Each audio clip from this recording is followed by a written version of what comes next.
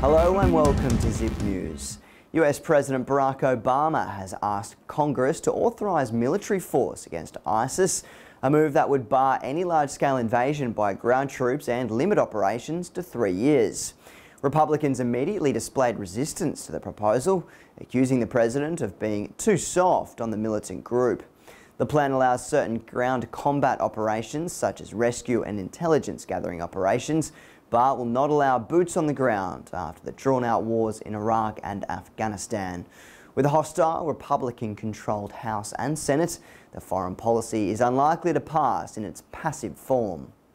Police in New South Wales say there is no longer an imminent threat to the public after the arrest of 2 men who are allegedly conspiring to commit a terrorist act.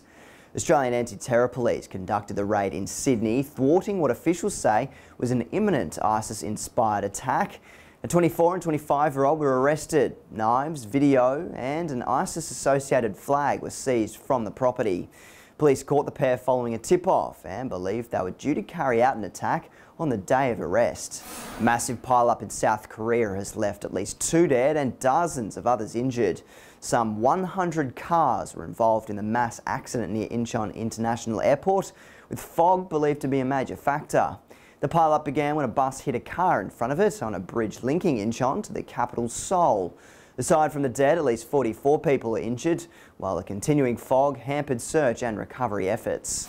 The captain of the Costa Concordia has been sentenced to 16 years in prison for his role in the 2012 shipwreck that killed 32 people. Francesco Schettino was convicted of multiple manslaughter, causing a shipwreck and abandoning his passengers in the disaster. Schettino was accused of bringing the Costa Concordia too close to shore before it eventually hit rocks off the island of Giglio, tearing a hole in its side and capsizing it. Prosecutors had asked for a 26-year sentence, but Schettino will not go to jail until a lengthy appeal process is completed. The United States plans to pull its military forces from West Africa, where they're currently helping to contain the Ebola outbreak.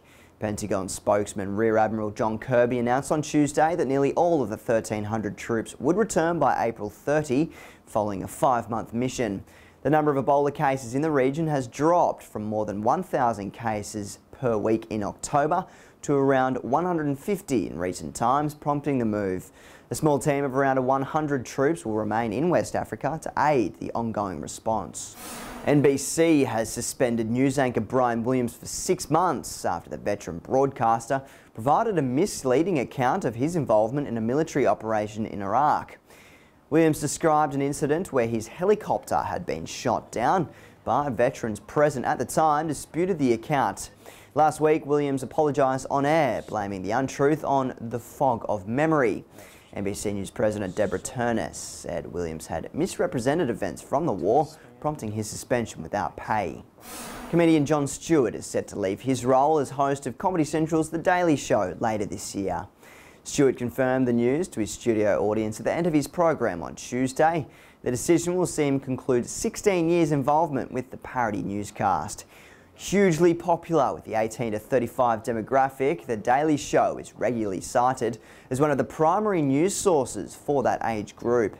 It's unclear what the next step is for Stewart, though the 2-time Oscar host made his directorial debut with the film Rosewater last year. That's all from us here at Zip News. Thanks very much for joining us. We'll see you next time.